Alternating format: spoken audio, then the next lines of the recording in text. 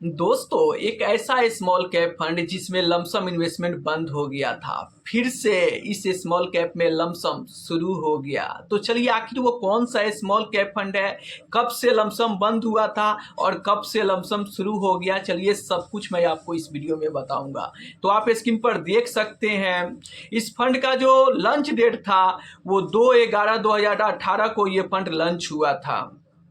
इस फंड में 1 जुलाई 2023 से लमसम बंद कर दिया गया था और फिर से 6 अप्रैल 2026 से लमसम शुरू हो गया है। तो आखिर ये कौन सा स्मॉल कैप फंड है? तो आप स्क्रीन पर देख सकते हैं, मैं टाटा स्मॉल कैप की बात कर रहा हूं। जी हाँ, टाटा स्मॉल कैप फंड में फिर से लमसम शुरू हो गया है। आप देख सकते हो कि यहाँ एसआईपी के बगल में लमसम का भी, वन टाइम का भी यहाँ पर इन्वेस्टमेंट करने का ऑप्शन आ रहा है।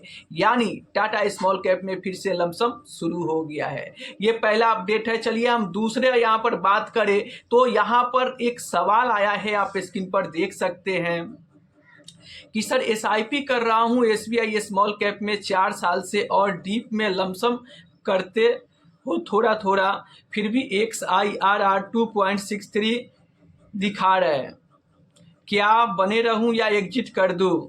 तो देखिए, अगर आप एसबीआई स्मॉल कैप फंड में 4 साल से एसआईपी कर रहे हैं, आपको XIRR सिर्फ 2% का दिखा रहा है, तो अगर आप इस गिरते हुए बाजार में एसबीआई स्मॉल कैप फंड से एग्जिट करके मान लो कि बंधन स्मॉल कैप में चल जाते हो और आगे चल के बंधन स्मॉल कैप फंड भी अगर बेहतर रिटर्न बना के ना दे, तो फिर क्या करोगे? फिर किसी तीसरे स्मॉल कैप में जाओगे और वाओ फंड भी अच्छा परफॉर्मेंस ना करे तो फिर क्या करोगे? उससे भी पैसा निकाल कर चौथे फंड में जाओगे। तो अगर आप बार बार फंड चेंज करते रहोगे तो फिर आप बड़ा पैसा नहीं बना पाओगे। इसीलिए मैं आपसे कहता हूं कि फंड बार बार चेंज ना करे। मैं मानता हूं कि इस स्मॉल कैप फंड का रिटर्न कम अभी देखने को मिल रहा है या अपने कैटेगरी एवरेज रिटर्न से अंडर परफॉर्मेंस कर रहा है, या फिर आप कहो तो यहाँ पर बाजार की गिरावट ने भी और इसका रिटर्न कम देखने को मिल रहा है। अगर मैं रिटर्न आपके सामने रखूं तो स्क्रीन पर देख सकते हैं, 10 साल में यहाँ पर 18% का शानदार रिटर्न बना के दिया है। वहीं पर 7 साल की रिटर्न की बात करूं तो 17.5% का रिटर्न है। 5 साल की रिटर्न की बात करूं तो 14.5% का रिटर्न है। 3 साल में भी 12.5% का रिटर्न बनाकर इन्वेस्टर को दिया है। और गिरते हुए बाजार में मेरे दोस्त, अगर स्मॉल कैप इतना ज्यादा नहीं गिरा होता तो यही सब रिटर्न 4-5% ज्यादा आपको देखने को मिलता। तो अगर आपका इसमें एसआईपी जा रहा है तो इस गिरते हुए बाजार में अगर आप निकलोगे तो इससे आपको लॉस होगा। इसलिए आप इस फंड में बने रहो और बने रहो, इसी में आपकी भलाई है। हो सके कि पिछले 2 साल 3 साल से ये फंड अच्छा रिटर्न नहीं दे रहे, आगे चल के कहीं बेहतर करे, मुझे नहीं पता कि आगे कैसा करेगा। अगर आप इसके रिटर्न से हैप्पी नहीं हुए हो तो कम से कम गिरते हुए बाजार में बने रहो। जब ये फंड ऑल टाइम हाई पर जाएगा या बाजार की तेजी आएगा, उस समय आप चाहना तो इस फंड से बाहर निकल जाना, लेकिन अभी निकलोगे तो आपको लॉस होगा। चलिए, अब मैं आपके सामने अगला सवाल रखता हूं और उसका रिप्लाई देते चलता हूं। तो आज का जो अगला सवाल है वो आप देख सकते हैं। सर जी नमस्ते, इस डाउन मार्केट में 11 लाख टोटल 22 लाख दो फंड में जमा करके 1 साल बाद से 7,000 का SWP करना चाहता हूं, 10 साल तक। दो बेस्ट फंड बताइए SWP के लिए। तो देखिए, अगर आप SWP के लिए दो बेस्ट फंड चाहते हैं तो सबसे पहला फंड आप स्क्रीन पर देख सकते हैं, HDFC बैलेंसेड एडवांटेज फंड है, जिन्होंने 5 साल में 18% का रिटर्न बना के दिया है, 3 साल में 17.5% का शानदार रिटर्न दिया है। और इस फंड की यूएम साइज की बात करूं तो 1,08,205 करोड़ का इसका यूएम साइज है। और मतलब कह सकते हो कि इंडिया के बहुत सारे लोगों ने इस फंड में पैसा लगा कर रखे हैं। तो अगर आप SWP करना चाहते हैं तो आपके लिए ये फंड बेस्ट हो सकता है।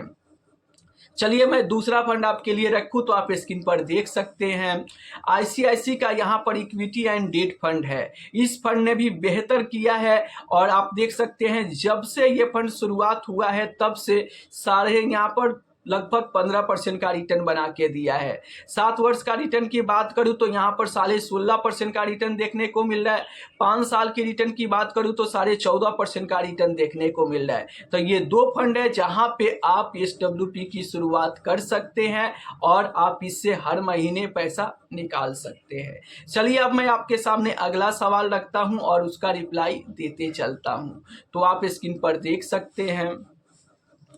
सर मेरी 3 बेटी है, उनकी एजुकेशन और शादी के लिए इन्वेस्टमेंट कर रहा हूँ। 20 ईयर्स के लिए बंधन small cap 2000, Nipo India small cap में SIP 2000, Motilal Oswal mid cap में SIP 2000, इन्वेस्को मिड कैप में 2000, पारंपरिक फ्लेक्सी कैप में 2000 और ICICI का मल्टी एसेट फंड है जहाँ पे 2000। सर इस पोर्टफोलियो में ओवरलैप कितना है, कुछ चेंज करना है, प्लीज बताएं।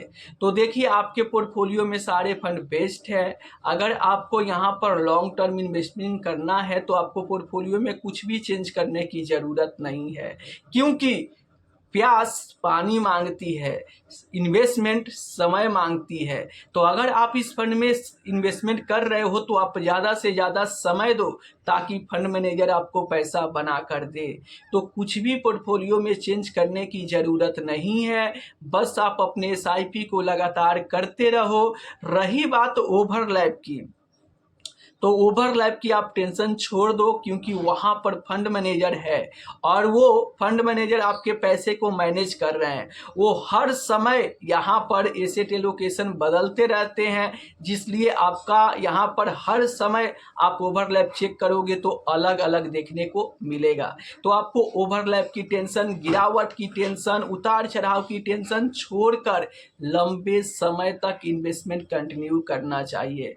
मैं आपको बता देता हूं कि अगर आप म्यूचुअल फंड से ज़्यादा पैसा बनाना चाहते हो तो सिर्फ इस बात को ही ध्यान रखो, ज़्यादा से ज़्यादा इन्वेस्ट करो और ज़्यादा से ज़्यादा समय दो। और अगर आपने सही फंड का सिलेक्शन किया है तो फिर आपको बड़ा पैसा बनाने से दुनिया की कोई ताकत नहीं रोक सकता है। बहुत सारे लोग हैं इन्वेस्टमेंट तो करते हैं लेकिन समय ही नहीं देते हैं, जिसके चलते उनको कंपाउंडिंग का फायदा नहीं मिलता है।